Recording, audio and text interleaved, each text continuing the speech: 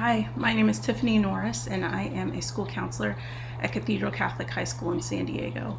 I wanted to thank you for joining me for my presentation regarding school unity and the importance of diversity and inclusion in Catholic education.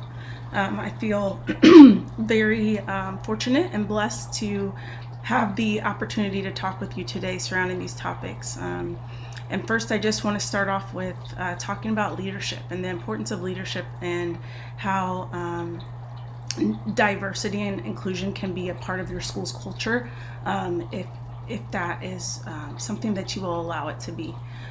For me personally, I have had the opportunity to work at a variety of different schools and as a school counselor, and I think leadership that I have currently is some of the best support and leadership that I've been able to be a part of. So I feel very fortunate to work at the school that I do currently and work under the leaders that are currently guiding our students and school community. With that, I think it's important to talk about a leader that, in this case, maybe like you start with your principal of your school.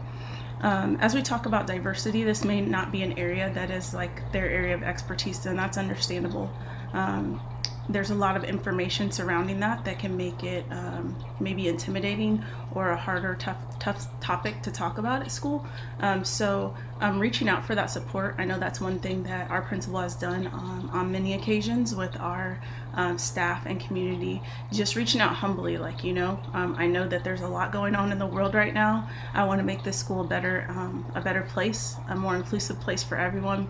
Share your experiences with me. Let me know what I can do to better support our students and families, and coming up with those ideas of interacting with the adults so that the adults can then set the trend for what the rest of the school year will look like, and kind of bringing the staff all together, not necessarily in a way to like force uncomfortable conversations, but to make them happen just more organically. Okay, here's some topics, talk about it, and relationships are built from that, just the honesty that comes with that. So I'm really grateful that has happened, and those conversations are sometimes in small groups, sometimes they're in larger groups, but the conversations are happening. And I know that I've learned in my experience that as much as maybe I don't want to be the first person to share or talk about what's going on, that people don't know what they don't know. So just encouraging that conversation first, where it doesn't have to turn into a huge argument, but more so sharing real life stories that can help. The other thing is, if I talk specifically about my department, as a school counselor, you can only imagine what it's been like this school year and the end of last school year with a global pandemic, and how we're supporting families through that. There's also been a really big push for social justice, and it's nothing that has been overlooked in our school community. Me specifically, I had my director reach out to me and ask to sit down and have conversations and asked how I was doing. There's points during the school year this year where she's come up to me and intentionally said, "Thank you for coming to work today.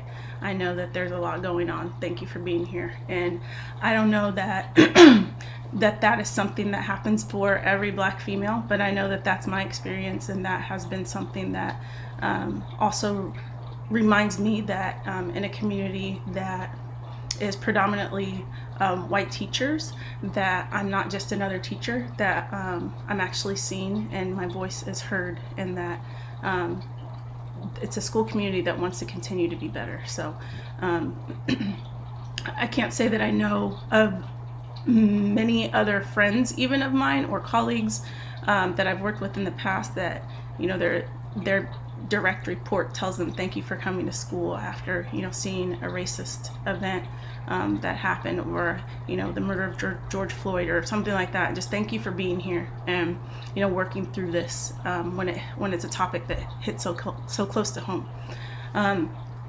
Another thing is when that message is sent out to the community, as it has been with our school, which has been a huge blessing, it then trickles down to the students, the parents. I've actually had parents call and, maybe they're talking about academics or the best way to support their child in a class or something like that. But then the conversation then turns around to, how are you doing?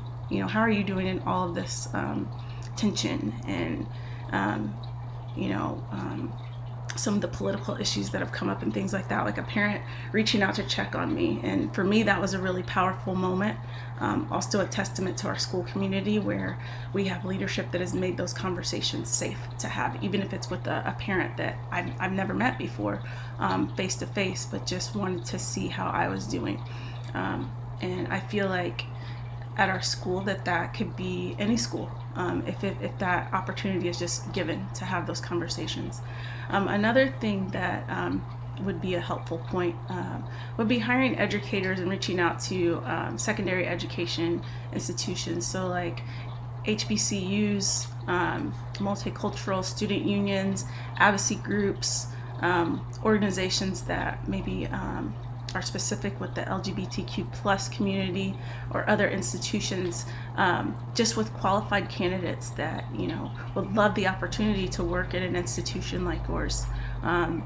But letting them know they have a chance. So being present, even with, like a local community college, they may have, a different path that they're taking, but they're working towards a degree as well. So just letting them know that, there's an opportunity not just at certain schools for them, but everywhere. And really making that intentional and doing that because if we're only sticking to, recruiting teachers and administrators and things like that within our own community, then we don't have the opportunity to branch out and make our school more diverse and more inclusive so that more students and families see,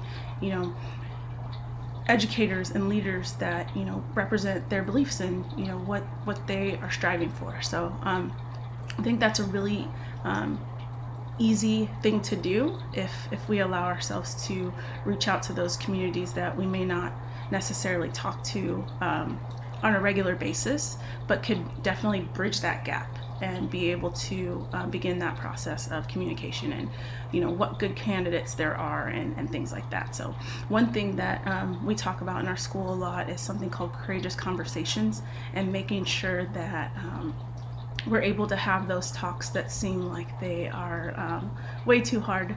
Like, where do we get started with these? But making it specific to your school. So whatever topics seem more challenging for your school, that's where you need to start.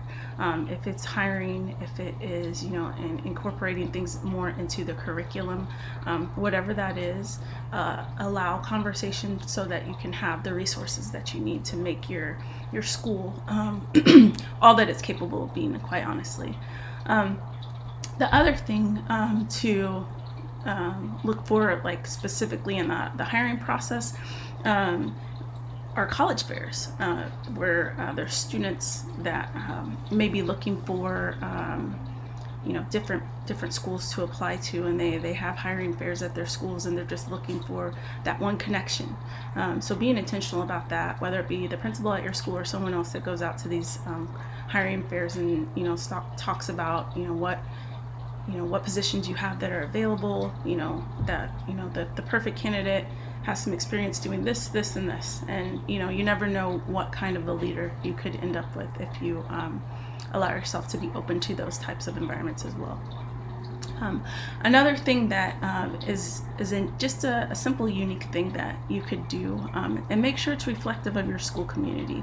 And talking with some of our administration, I think it's important when you're reaching out to talk about diversity in particular, that you go with the resources that you have, and not trying to make up this grand plan that's going to, fix everything, because it is an ongoing conversation that should be something where everybody continues to learn, because not one person has all the answers to how to make everything perfectly for everybody. So having conversations with different types of people are the way to get the most information to make it a more inclusive and diverse place. So as far as one thing that can be simple that I mentioned before is dedicating a certain amount of time, and in my experience it was a week that we had at our school that was dedicated just to cultural awareness.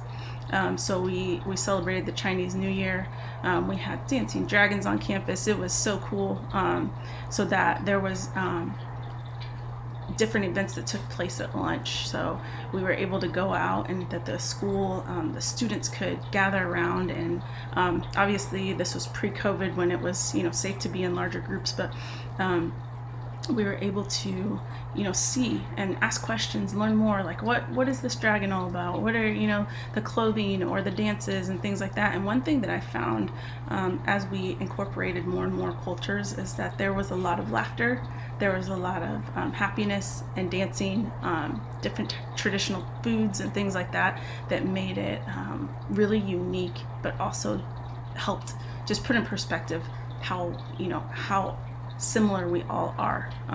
The other thing that we were able to do was have celebrating the Middle Eastern culture, which was really cool, and then African American culture, Pacific Islander, which was really awesome, all different types of dances and things like that, Hispanic culture, which is also really nice. I'm just going to tell you, we were all really well fed during that week of getting to learn more about culture. But what was I think the coolest part of it, and gave our community of students more ownership, is that the students were actually the one who put together the program. So it was student led. They obviously spoke with our administration about how they could go about different things. We had spoken word at school. There was a lot of dancing, just a really good time, and everybody was encouraged to come out. There's different teachers dancing and students, and just a really good time, and something that started with an idea and then became an event, a multi-day event that is something that whatever your school community is made up of, that would be what you would start with your, including each type of culture in that week, or those, couple of days, whatever you have room for in your school schedule. But we had awesome feedback. Kids were, proud that they had the opportunity to, put this on and come up with the ideas and things like that for all of their peers. And I know just for, having that opportunity, I was blown away that, they just took so much pride in being able to share their culture with their friends. Things that, sometimes maybe they talk about or they don't talk about at school. Now everybody gets to see it. Everybody gets to be a part of it, and celebrate that together. And there's a real sense of togetherness with that. I know I personally was excited to go try the new snacks every time lunchtime came around that week. So we could try that out. We could try out, if we wanted to do, I think we did the Cupid Shuffle on the African American Culture Day, which was really, really fun. So just maybe even focusing on ways to make the topic not so hard and heavy and divisive, but like fun things that can bring us together in our school communities. And that's the beauty of working in Catholic education, is that it's grounded in love and faith, and really honestly making the world a better place and truly committing to that call. So I know for me that's definitely been one of the highlights, getting to work in Catholic education. The other thing that you could form at your school is a racial task force committee. I know we have that at my current institution, and that's a way to address things within your school community specifically. The students may not be able to vocalize because for whatever reason they feel nervous or intimidated to talk about an instance or occurrence that happened with them or another student, but this may be their opportunity to find that safe space, because they know that there's other people that are willing to listen, and then take action. So it's kind of a chance to make those conversations a reality, and check in with students at the same time. There's not a safer place that students should feel when they're not at home than when they're at school. So feeling that same level of love and support that they have hopefully at home, also at school. So and that committee can be made up of as many different departments as possible. So having like an administrator, having, a counselor, having a teacher, maybe a staff member that works in school facilities, things like that. Just, everybody's opinion matters. So, but also connecting those students with the teachers and the administrators and the staff as well. Another thing that is just really, really important, that is also something that it needs buy-in from your leaders at school, your teachers, your faculty, your staff members, is facilitating book clubs on campus. And those book clubs can be, even if you're working in an elementary school and you're like a first grade teacher, you're like, how can I incorporate, a book club with my first graders? They're just learning how to read. Our kindergartners, they're just learning how to read. There's all different types of books that, as I mentioned before, can be exciting if you make them exciting, to learn about different cultures and diversity and why it's important. And starting that as just like a monthly thing, like after you finish this book, we'll talk about it together. How cool would that be to have, a kindergartner or first grader go home and tell their family that they learned about a different culture because their school had a club. Additionally, high school students having those same courageous conversations, talking about different topics that maybe they don't get to talk about at home. So they have that space to talk about it at school with their, with their peers and adult support. I know another thing that could be really helpful would be whatever form of student government you have at your school. If they just periodically throughout the school year host events that are related to inclusion or diversity, things like that. Every year with our student ASB, which is our student government, we have a basketball game that is specifically for our students that are in part of our options program. So these are our students that have developmental delays, and they are paired with some staff members, and we play a basketball game with them, and it is super fun. And we also have a game with staff versus students for different sports and things like that. That's super fun. But there's very much an intentionality to make everybody feel a part of the community. So if you're able to have, ASB as your student leaders, facilitating things that help everybody feel more inclusive, that's a great starting point, and super important. So just considering ways that you can have those kids, incorporate other students, and talking about what things are important to them. How can we make this an event? How can we be respectful of differences, but also make people come together? And kids are creative. They come up with things all the time that can be great ideas, and also great incentives to work hard and then see the final product of what they've come up with together. So another thing that I know I'm personally working on and eventually would like to do, hopefully within the next couple of months or so, with a couple of colleagues, is putting together a podcast. I know that there are not resources at every Catholic school for this, and some of this will be our own doing, but it's just something we're really excited and passionate about, so we have the opportunity to do that, and just coming up with ideas and formatting and ins and outs that are technicalities right now. But ours is going to be focused on topics surrounding race and social justice, and Catholic schools take on that, and how we can just support students during historical times, and what we can do to help students continue to move forward and be a safe place for the entire community, and what kids need, what families need right now, what teachers need as resources, what counselors need, all of that, super important. So we want to make those conversations intentional. We want to partner with our school so that we can talk with everybody about these subjects, so that there is an awareness for what people don't know.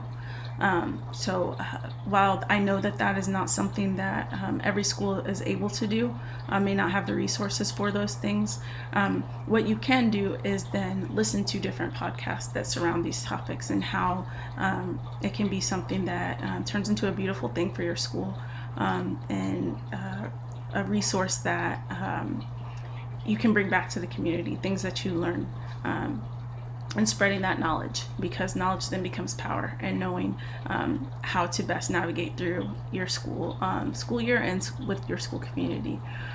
The other thing that has been really beneficial is having on the lines of at least listening to a podcast if you aren't able to find people that may be able to produce their own, is having then speakers on campus for your staff, and training, different webinars that they can attend, or when we're able to do so, a bit more like traveling, outside of where your school community is, to learn more about different cultures and what other schools are doing and things like that, to bring that information back and share it with your school community, and find out the things that are important at other schools that maybe you didn't realize really correlates or ties into your school. And you can tie those things in and see what you can do to better support your student population and your communities.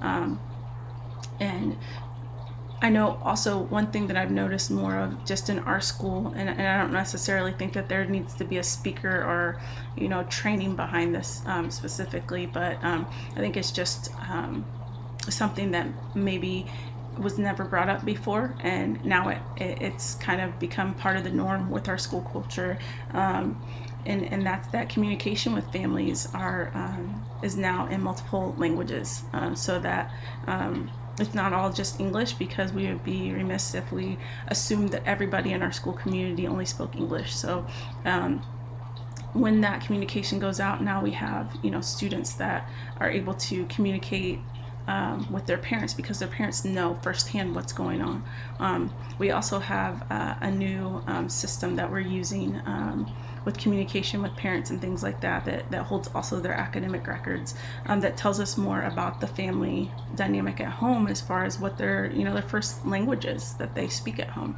Super important when you're trying to reach out to a parent and offer support. So just I like to think of it as small ways, but very tangible ways that you can help better your school community. So that form of communication also builds trust within families, because they know that you're intentionally trying to reach out and communicate and do things that will bring you more awareness for their situation, or whatever it is that their family's dynamic might be. I mentioned this just a little bit in the beginning about having conversations, and sometimes those conversations don't necessarily need a topic. It doesn't need to be, let's all meet, after school today and talk about, better ways to support, our African American students, or our Hispanic students, or our Asian students. It doesn't always have to be that. Sometimes it can just be we're in the middle of a pandemic, let's talk, and sometimes those topics just come up, and that's oftentimes because you have trust in your community that the staff members can come and talk openly about those things. Other times, yes, it is important to address that, and having speakers on campus and things like that. But sometimes you can just sit your staff down and say, you know what, as a leader, I don't have all the answers, but I want to know how you guys are doing. What can I do to help as we work through and navigate through some really challenging times right now? And so oftentimes that will lead to other conversations, as long as you make that a space that is a safe space for your community, but also open to discussion. And then more so in terms of inclusion, for our school we have an umbrella under our Learning Center, which is special education. We have students that are in Learning Center that have an IEP for a specific learning difference, whether it be something like dyslexia or dysgraphia, something like that. We offer support for those students. With the Learning Center, they'll graduate with a cathedral diploma. The Academy program students graduate with a diploma from California, from the state of California, but they have different requirements for their graduation. And then lastly, we have students that are in our options program. So these are students that have developmental delays, and I talked about them a little bit before, as far as being the stars of our staff versus options basketball game that we host every year, and just us really empowering these students. So the Academy and options students at our school also have mentors that take them to school and take them to their different classes. They don't actually physically bring them to school, but once they're at school, they take them to their classes, and they really take pride in making these kids feel a part of our community and helping them work through really challenging life situations, especially right now. And it's just one other way that we have worked to make sure that inclusion is a really important part of our school community. So as there is that opportunity to incorporate special education in your school community, just making sure that you leave that in your budget, because there are a lot of students with learning differences that would love to go to a Catholic school, would love that opportunity to be a part of such an awesome community. So as you're going to the different college fairs and recruiting these wonderful educators, leaving space for that, because more and more students are finding out about different challenges that are impeding their learning. So if that can be something that your school community does, the more inclusive your school community will be. The other thing that I know has been really an important topic is offering a lot of different types of classes. So even at the elementary level, with PE electives or art, music, you can incorporate all different types of music with elementary kids. You can incorporate different types of music and things like that with high school kids as well. In PE, there's lots of different games that that students can play. I know for me personally, one of the types of dance that we learned when I was in elementary school was square dancing, and we stopped there. I know that there are tons and tons of other dances that can be incorporated in your child's education at a Catholic school. There's so many fun different dances that are appropriate for elementary age or high school age kids to learn. So just keeping that in mind is something that could be really beneficial to your community, as well as making other people feel, all people feel included and supported as you work towards making your school a more inclusive and diverse place. Another thing that's been a huge support and blessing for me personally, my kids do go to, I have 2 young sons and wonderful boys full of energy. They do attend a local Catholic school, and I think the intentionality with them has been just almost overwhelming for my husband and I, as we think about the love and care and support that they've received going to a Catholic school. And I know that it's something that can be done at any school, but there's something to be said about incorporating Christ's love in your teaching and then showing it. And I say that because as I go to pick up my son, I have a first grader and a preschool kiddo. As I pick up my first grade son every day, when he leaves his classroom, his teacher makes a point to say, we love you, buddy. Have a good day. Have a good night. We'll see you tomorrow. Every single day. She hasn't missed a day. And that's important to him. He really admires his teacher, but he also loves learning about Jesus and being at school. So when he comes home, he'll say, my teacher told me she loved me today. He's like, I didn't say it back, but I mean it and I love it. And I tell him, you don't have to say I love you to everybody. That's okay, bud. But what's really cool is to know that you go to a school where your teacher loves you and cares about you. And so I'm very thankful that you feel, that love and connectedness through Christ's love that you're learning about, but also through your teacher that's showing that love and support to you. The other thing that's really important is that for my preschool kiddo who has had, limited exposure to school, their director has been phenomenal, just reaching out, making him feel included. It's been a challenge for him just making a transition and, getting to follow different rules than, some different rules than what he's learning at home, but just being in a totally different environment and being around new faces every day without mommy and daddy telling him, what is to be expected. So I'm just really grateful for that, in moments where, the teachers and leaders can pray together and be there for all different types of students. So I had to plug their school just because they've done such a phenomenal job with our kids and, in a really challenging school year.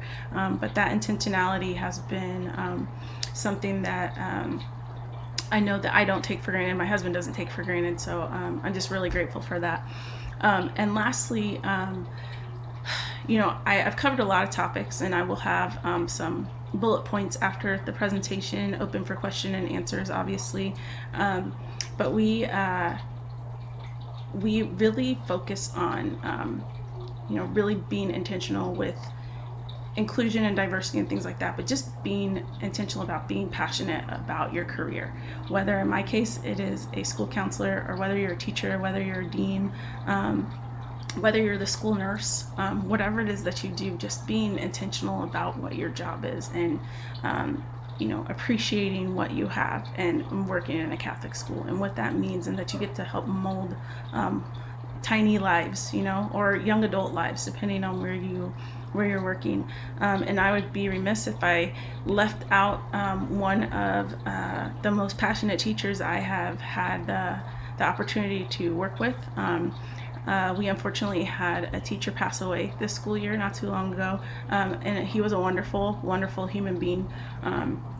And that is a word that comes to mind when I think about him, is passion. Just passionate about coaching, passionate about teaching, and mentoring students.